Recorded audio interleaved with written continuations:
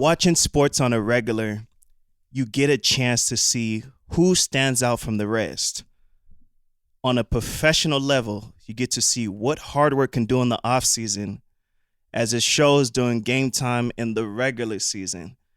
It's always good to see two teams compete in efforts to get that ring and what key players lead that team to go about it in that way.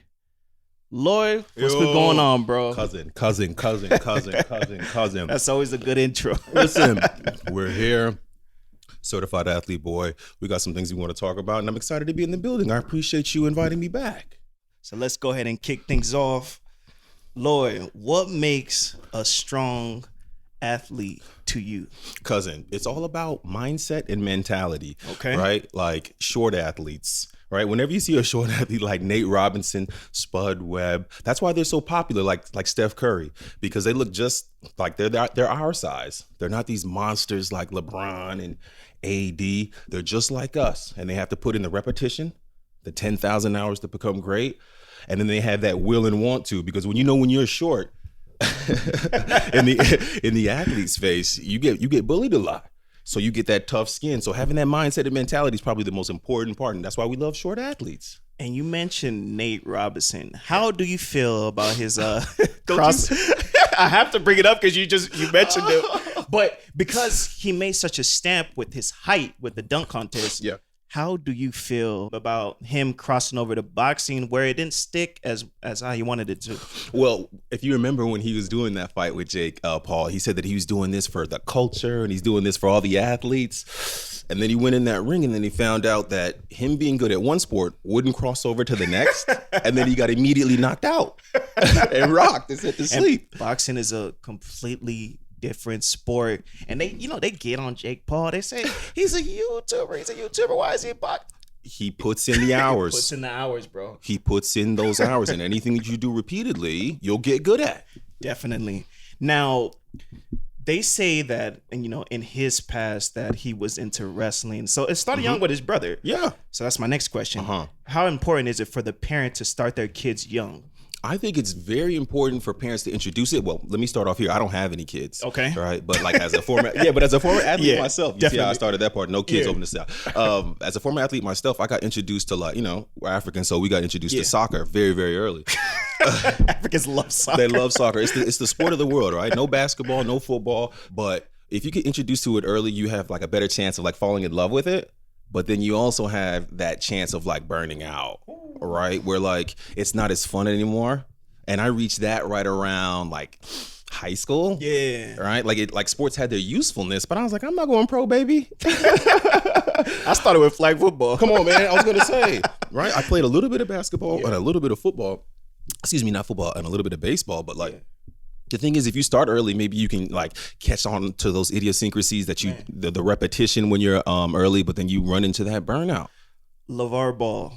Yeah. How do you feel how he went about it with his sons? Because even the third one is, getting into that situation where he's going to be on the roster. Now, some people say like the way he went about it was aggressive, but if we look at the result, Brady, what is going on with the Ball brothers, bro? And they're from the IE. I'm about to say that's a hometown we represent them. There we go. And we love them. That's home team. First, I love them. I love LeVar. Okay. What I mean, if you really ask yourself, what was he saying? I love my kids. I love my kids. My kids are nice. My kids are stars. You know what I mean? Listen. As an African kid, you know how African dads are. They'll support you, but they're not going to be yaying and cheering it and getting on TV. Could you imagine? Yeah. But that confidence, that wherewithal, that undeniable will to believe in something when no one else does, I think that there's something in that. And they're all good. And they're all good.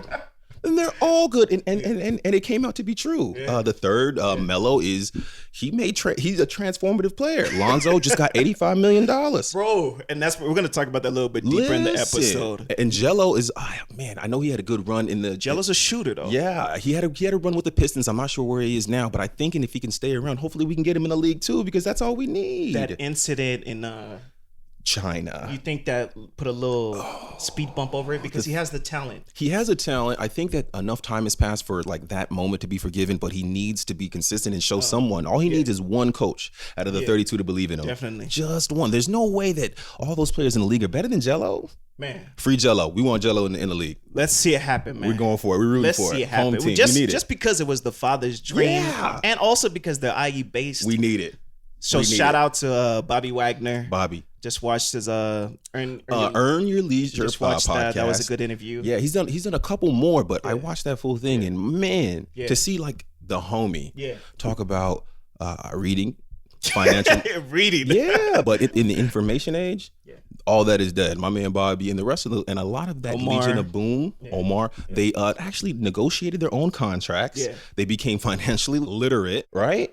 And they did the work. Man. Best linebacker of all time, $54 million contract over 3 years, negotiated, fully guaranteed on his own. On his own account. Oh my gosh. Yeah. And it's football. Oh my That's gosh. my next question. Football is very tough. What sports do you want your kids to play, or wouldn't you mind? Because football is very head-on collision. What sports you think? If you had a son, what would you lean him towards? Freddie. You're asking, Freddie. You're asking. Oh, right. Now, personally, like, I was short in high school, but I used to love. They have it right. It always goes back to high school. Honesty. But like, I wish I would have played football. I had great hands, and I thought if I had the confidence, maybe something could have handled. Something could have came of it. But the sports that I would let them play. I would let them play basketball, soccer. I think I would want them to get into some kind of mixed martial art, maybe like jiu-jitsu or something where they can learn how to defend themselves at a very young age. That's smart. Because a lot of the things that make martial artists great are discipline, consistency, hard work, and those ethics can transfer into your life and they can transfer into your sports. But as for like football, Ooh, that's tough, bro. Especially because we have homeboys in our lives who have actually played. And you know what it can do injury-wise. I don't know if you've seen that movie with Will Smith. Concussion? Yeah. I don't know if you've seen that one. You see the results. So it's when you're an old tough. man. Yeah, it's tough. Now, I would say I would want them to play basketball. Of course, first. Because... Okay, regardless of the finances, just because it's a little bit more, culturally, they'll have fun. Yeah, and it's not as much on the head.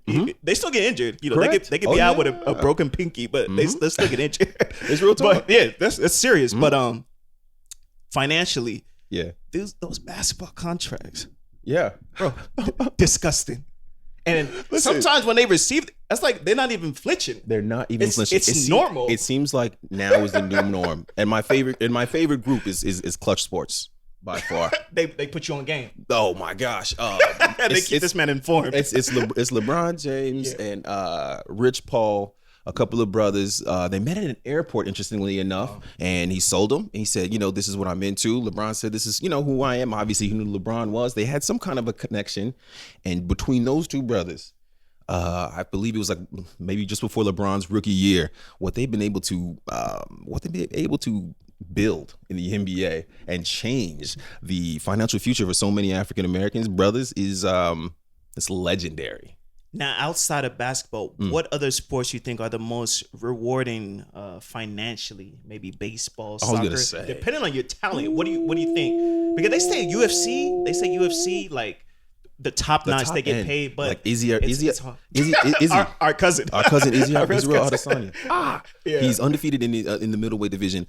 Now I know it took him a long time with the kickboxing first, which means his hands are like clockwork. So he definitely deserves it. They deserve it, right? But he's a one of one. Yeah. So what sports do you think, like outside of basketball, what are the contracts you see like really make an impact? Oh, it's got to be baseball. Baseball, if you're gonna be here, bro. It's no injuries. It's muscle memory, technique, timing, no injuries, and those guys can play till like they're 40, 45. Yeah, definitely. They play 162 games a year. Any African baseball I players? can't name one. The closest that we get over there is Dominicans. Okay. And I think there's some guy named McCutchinson. Nigerians, where you at with the baseball, man? The second that we decided, that we'll take over. It's just that we don't care for it. We haven't found a use for baseball just yet. Contracts are Guaranteed. $400, $500 Oh million my dollars. God. And then Same team. you watch the guy and he's standing on a base all day. You mean you're standing? You're making $432 million, and whatever it is that you're good at, you're so good at it that you make $400 million over 4 to 5 years. You might have to push a bat towards your son, right? Like, bro, listen, you got to switch it up. I think that would be the one that I would start early. Now, how do you feel? Like, I don't know if they're still doing it, because it was more of a major thing, a few years ago. But how do you think kids skipping college just to go pro? I love it. You love it. Why do you love it? Freddie, I love it. The thing is, with YouTube University, you can almost teach yourself everything. Okay. And think about our education, right? You graduated high school and college. How much of those programs and that stuff actually taught you and prepared you for life after graduation? We need to switch with the curriculum. Freddie, the curriculum doesn't match what life is like. We're 80s babies. We're alive right now, and we're still putting this shit together every day. Tough, you can YouTube it, and if you have exemplary talent, and you can make the leap, and they're calling you, and you can create that online media footprint for yourself, and you can bring them to you. Freddie, you have to eat. The NCAA just made the rule where athletes can get paid now. And it was a big thing. It's a big thing. These kids are making $1 million. That's how much they've always been worth. The real question is, where was that $1 million going before it was legal for that kid to get it? That's the question we need to know, bro. Freddie, who's making the money off of their backs? As soon as I seen it on Bleacher Report, I was like, oh, good. Finally. What's going on? Get these kids their money. They're the stars for these universities. And it's not like you can't go back to college. Exactly. Afterwards. When I went to school, I was sitting with 50-year-olds. Come on, man. 30-year-olds. You know that old lady in the back of the class with the Everybody has a different path. But I think it's because they make it such a set thing, like after high school, go to college. Yes. It is. That is the norm. But I think these kids who are coming behind us, they're becoming businessmen, young businessmen, 13, 14. They're getting LLCs. They're getting their websites. Their business acumen is so sharp because of YouTube University. Any questions that they have to ask themselves between Google and YouTube University, they're fine. I was going to mention, you do need the right team. Correct. But around you. Your cousin, he's good at that. You need the right team. You need the right people around you to be successful. Because they can help you, drop some gems on you where you can move in a path. Like, it's kind of like a career counselor. Yes. But for sports. Finding a mentor is very key. Yeah. That's what Bobby and those guys were doing. They didn't all of a sudden wake up with that information. They found people with the knowledge. They woke up with it. It came from the sky. Right? They were making the effort to and be intentional with their money and their time, and they were going to conventions and they were meeting with knowledgeable people, and then they were smart enough to take calculated risks. And I think that can be applied in any industry, learning from these athletes. Because, it could be comedy, it could be writing, it could be anything where you could go to the convention of your field, get gems that you didn't know before. Find a mentor. Yeah, find a mentor. Who's going to sprinkle game on you that you didn't know before. And finding a mentor that doesn't want to gain anything from you. Correct. But just assist you. See your growth on your path to greatness. And if it's in a financial end, just keep it at a space where because we see stories all the time of ups and downs. Even something happened with Alonzo and old boy. I don't know his name, but the dad's friend. Yeah, the dad's friend. Who he was calling uncle, who was around the whole time. He was calling him uncle. Yeah, you know how family do it. And I'm not sure if they knew about his financial history, but he had a past of this. He was in jail for a little bit. Okay, he got out. But what you're supposed to do is, when your people are, you put your people in positions to be successful. Yeah. And unfortunately, and it blew up. It blew up in their face. I found out about it. And it was all because of this one man. I still want a hat though. Yeah, well, I still want some slides. I still want a hat. Well, we from the IE. I represent from the house. I respect LeVar. I respect LeVar on a business level, man. He won. And he'll make a statement to the media to Skip and they'll be like, oh, come on, LeVar. Come on, LeVar. He still gets it done. Listen, a lot of the things that he said were boisterous. And they were thunder and lightning. Yeah. But almost everything he said came true. Lonzo got that $85 million contract. Melo looks like he's going to be the best point guard of his class. And Jello is still circling around the league. Right? Rookie of the year? Yeah, Rookie of the year, excuse me. Rookie of the year. It was close between him and Anthony Edwards, but his wrist was hurt, but he still came back. I like Anthony Edwards. And I like Anthony Edwards too. But, Melo's my guy. He's having a very interesting summer. I'm not sure if you've seen any of the things that he's been up to, but he's living. Listen, he worked damn hard for it. And now he's reaping the benefits of that lifestyle. There you go. Now, we're talking about these athletes. I'm sure in high school, they had the goals set. They know what they wanted to do. So what do you think makes an athlete ahead of the rest of the class in efforts to go pro later? Like what's separating them from the rest of us? I think it goes back athlete based. I think it's that mindset and mentality. Okay. Because I think that like having that mindset and mentality can make you leap over physical limitations. Yeah. Because you just outwork everybody. So mindset is like your key Oh thing. my gosh, it's the way that you're looking at it. But then if you look at like somebody like Nate Robinson's body, every muscle is like 10 on. He's 10 on 10 on 10. But he's a certified athlete. Right, but he's had to work damn hard for it. He's working. Those guys who are born with those natural gifts, sometimes they take them for granted. You know who won't take them for granted? Somebody who's never had them. Somebody who's been jealous of them their whole life. Yeah. So he'll work. How are you dunking at 5'8", 5'9"? Like you're like someone who could when you're 6'7". That's why they were so mad at him. That my God! But Chad Johnson's boxing too. Chad Johnson. I think boxing is one of them sports. Like if you feel like you want to retire, that's another lane you can go towards. I just watched Evander get knocked out.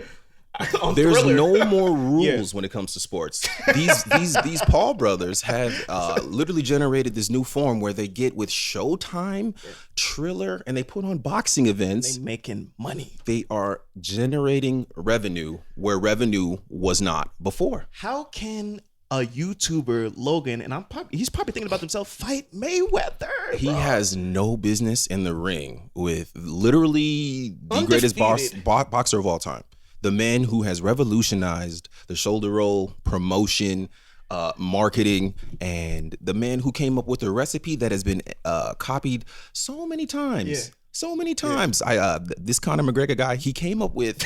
Conor makes me laugh, though. Oh, my gosh. He's a lightning rod. And you know what it is with...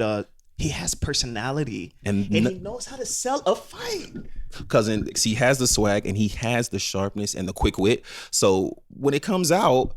Boom, boom, boom, boom, boom. It's thunder and it's lightning. And that's why there's boxing promotions. You can be a fighter, but you still got to promote the fight. You still got to promote. The most important part is promotion. These weigh-ins are just like, no, it's to sell the fight. It's to sell the... He hasn't won a fight, I think it's since in 2016. But he doesn't care. That's not the point.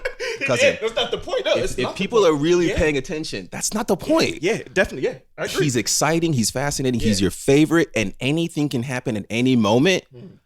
And he's gonna talk some wonderful shit. He loves that. He could be injured with the shades on and the Gucci joints. He'd be out with the feather, with the mink coats. Oh my gosh! He'll still be yapping. Listen, his last fight is his ankle blew out. He's on the floor, still giving the stone cold promo. And I'm like, yo. But I like that. But that's why he's everyone's favorite. I like that. That's memorable. Yeah. Those guys don't. You have to have personality. That's going on YouTube. Hits. Come on, man. Hits. He goes viral. Now I know that, Lord, you're nice with the jokes. Now let's switch that to another lane. That if you were an athlete and you were to go pro, what's the first thing are you doing? Are you getting an accountant? Are you moving? Life. You watch these NFL drafts and you see the family jumping because they know life is about to change. Right? What's the first move you would do, being your personality? What would you do if you went pro? Okay. And we all saw you went pro. Oh, man. And I'm sitting at the joint. And the Africans are screaming in the background, my son. Now we are going. So what you doing? Man, the first thing I'd probably do is a mentor, a financial advisor. Because there's no point in getting that money if you can't keep that money and then grow that money. Okay. Right? Because you need to do a couple of things, I think.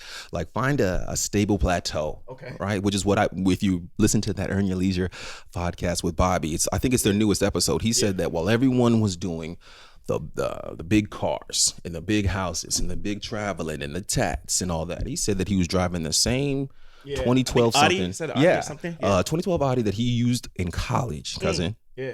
Everybody around you is moving into homes, condos, and they're getting these Lambos. And he was saying to keep up. He was saying to keep up with appearances to show off for people that he didn't even know. Yeah. To keep up with the Joneses.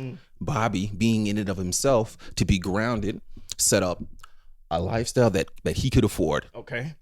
That he liked. Yeah. The budget on this right over here, good numbers. Yeah. So smart. Contract after contract, his lifestyle isn't changing. I would definitely mirror some of that. Yeah. Right? Because I think the reason why he was great is because he didn't do all that extravagant stuff. That's why everybody was sharing the interview. He kept his feet on the ground and he did the things that got him that contract. He just did that exact same thing. He kept the system going. Nothing changed, but no expenses changed or very little. I know that he took care of his family first. Which is what we all want to do. We all want to. No matter what lane. You want to call mom, babe. I bought Oh, you a house. Mom. You know the videos on social media where you see the car and the parent walks out with a blindfold on? Oh, We and all mom wanna is do crying. that. Who doesn't want to do that for their We mom? all want to do that. We're all inspired by that. We all love wanna that do story. That story. That's We love that story. We all love that story. It's a story that goes up. Don't everybody love mama? Mama got to get the car. You see mom's tears. Oh, baby. Or even better when it's the house. And then you just see Lord in the back. Come on, man. You know, I told you so. It's coming, and you love to see that. And I would definitely love to do something like that. I love it when, and the son is sitting there and he's like, yeah, look right, and he's just cheesy idiot, like, I did it. For you. I did it. Listen, absolutely. And parents love it too. They absolutely do. But you know, but that's why I preface, you have to have that mentor to give you the game because you don't know what you don't know until you know it. There you go. And it's got to be, you got to get that from somebody else or a book, huh? Yeah. So, as athletes, there's a career, people leave at different times. Mm-hmm.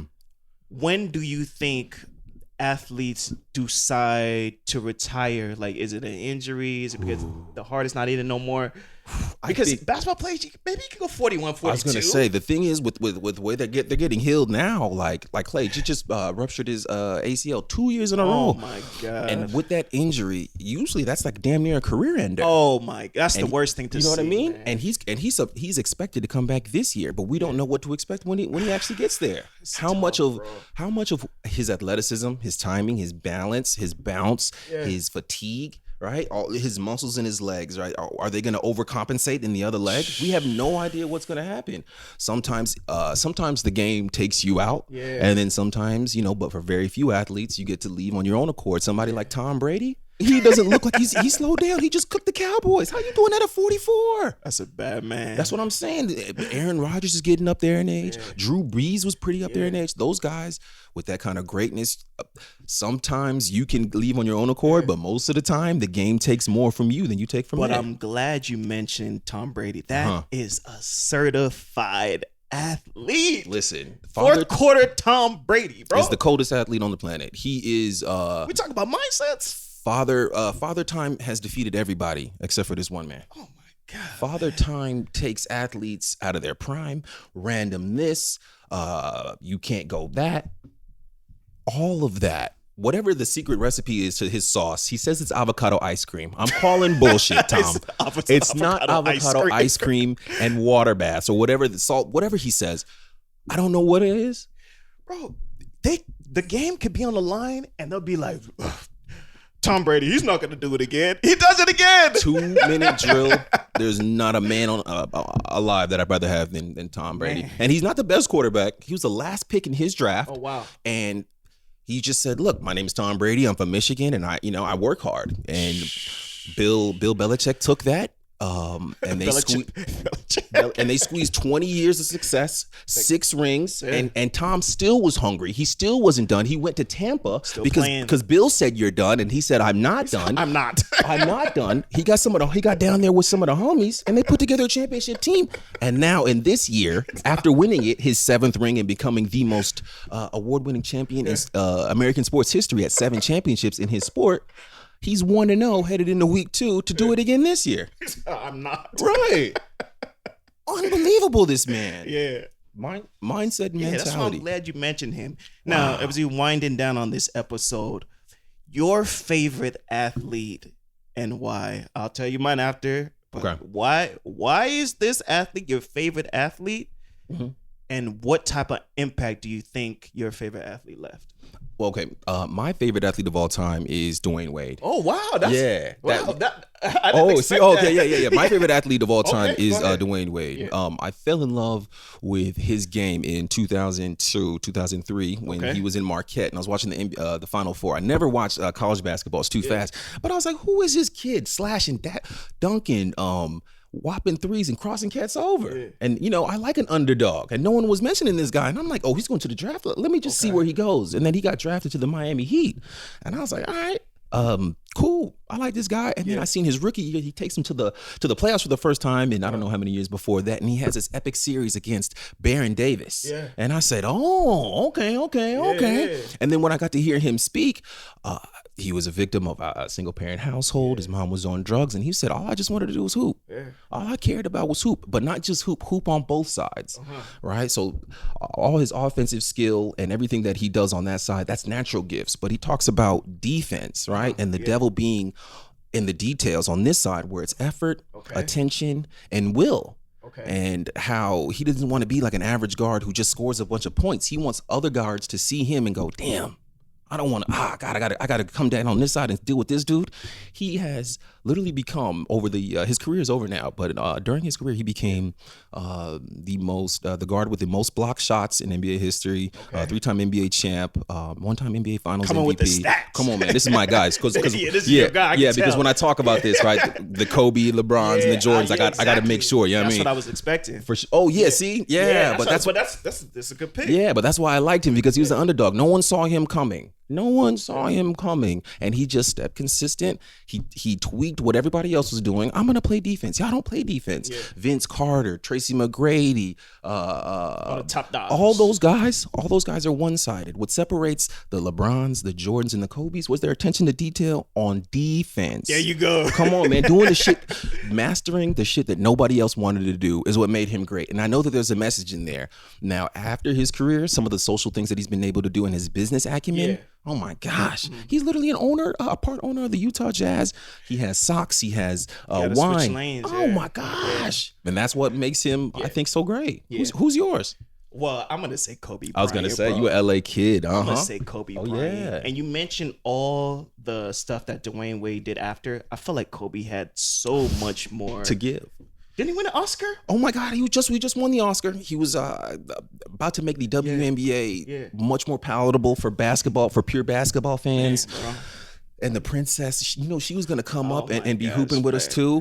Kobe is such an all-around figure that impacted all of us. The globe. Anytime you can get a tattoo of an athlete, it's the real deal. It's a real deal. Listen, we grew up here. We saw that man on KCAL9 and on TVs for 20 years. Yeah. There is no man on the planet Earth that will take those memories away, those Tuesday, Thursday, Sunday nights. He's the man out here. Yeah. And he always will be. Yeah. Los Angeles will always be Kobe's town. And LeBron knows that. And LeBron knows that. And after Kobe, it's Magic's town. You know what I mean? Yeah. I mean, the top dog. Those are the top dogs. People debate about who's the greatest Laker of all time, but Magic said it was Kobe, and Kobe said that it was Magic. So, this man was 7'6", running point guard. Come on, man. Revolutionizing the game. Businessman. Oh, the business acumen of Magic Irving Johnson. I think it might be unmatched. What does he not own? Yeah. And he's always taking those world famous vacations in Greece with him and Cookie and all the famous homies. I'd be like, listen, Magic is living life, and he's been around for a very long time, huh? So last words, certified athlete boy. What are your last words to make? What do you love in an all around athlete in the career and after? And we can go ahead and shut this one down. I think the key of this episode is just mindset, mentality. Okay. The way that you look at the world and the way that you attack it with intentionality can change anything, no matter what. Whether you are Tom Brady and you are a Michigan quarterback who's a last draft pick, or you are Nate Robinson, an unsung 5'9" hero who just all of a sudden, with will and consistency, from college makes the leap to the NBA and becomes super famous from the slam dunk contest. It's how you look at the world and how you attack it. Mindset, get a mentor, have a plan after you retire. And execute. Lord, this was a very good conversation. Cousin, I love it here. I love it here. Certified athlete boy, it's real serious.